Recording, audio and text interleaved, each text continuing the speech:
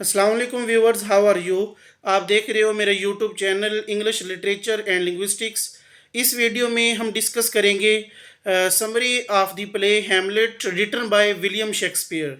तो प्रीवियसली हमने William Shakespeare की बायोग्राफी को भी डिस्कस किया था कि किस तरह से उन्होंने लिटरेरी स्टाइल्स अपनी यूज़ की। उसका लिंक आपको डिस्क्रिप्शन में मिल जाएगा। और आज की इस वीडियो में हम डिस्कस करेंगे समरी जो कि पूरी कंप्लीट हैमलेट प्ले को रिप्रेजेंट कर रही होगी। और उसके अलावा कि हैमलेट प्ले बेसिकली 17th सेंचुरी में परफॉर्म किया गया। तो मज़ीद जो है वो वीडियो की जानिब चलते हैं और देखते हैं कि किस तरह से हैमलेट प्ले जो है विलियम शेक्सपियर ने उसमें लिटरेरी स्टाइल वगैरह या वो किस तरह से शुरू होता है और वो किस तरह उसमें जो डेटा होता है वो पाया जाता है। चलते हैं अब समरी की जानिब। हैमलेट प्ले जो कि विलियम शेक्सपियर ने लिखा, इसकी समरी देखते हैं। Hamlet is a tragic play written by William Shakespeare, first performed in the early 17th century.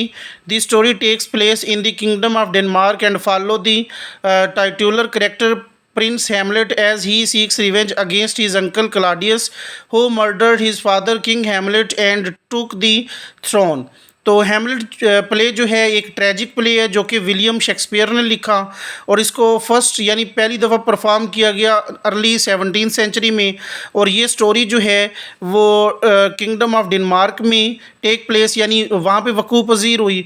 और उसके अलावा जो इसमें जो करैक्टर्स हैं प्रिंस हैमलेट, तो यानी हैमलेट जो है प्रिंस हैमलेट जो है वो रिवेंज की सीख में होते हैं, तलाश में होते हैं अपने अंकल के ख़िलाफ़, क्लाडियस के ख़िलाफ़, जो उसके वालिद साहब को उसके वालिद साहब का मर्डर कर देता है किंग हैमलेट का।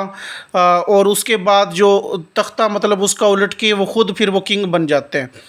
तो the play begins with the appearance of the ghost of King Hamlet, who reveals to Hamlet the truth about his death and urges him to avenge it. Hamlet struggles with the decision to follow through with his duty, plagued by doubt and uncertainty about his own sanity.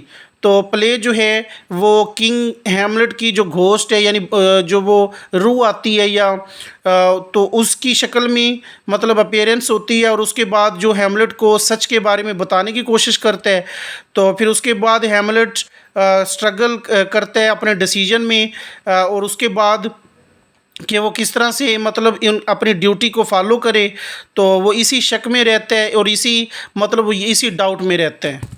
Next, meanwhile, Claudius and his accomplices plot against Hamlet, who also faces the betrayal of his love interest Ophelia, who goes mad and commits suicide. In the end, a series of events lead to tragic and bloody conclusion, leaving most of the characters dead, including Hamlet himself.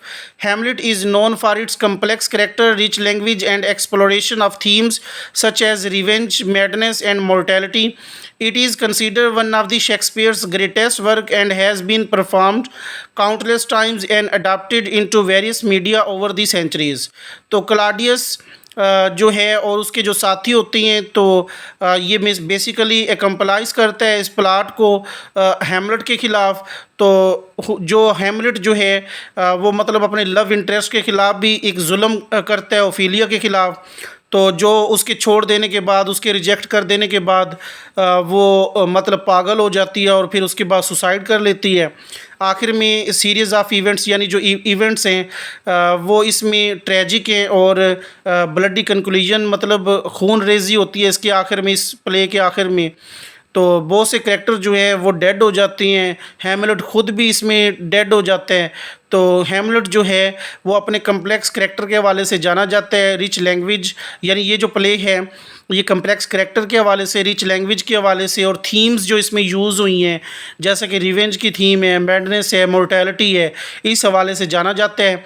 और basically ये Shakespeare का greatest work है और उसके अलावा इसको perform किया गया काफ़ी दफ़ा और इसको मीडिया में ओवर द सेंचुरीज़ मतलब इसको काफ़ी दफ़ा अडॉप्ट भी किया गया है।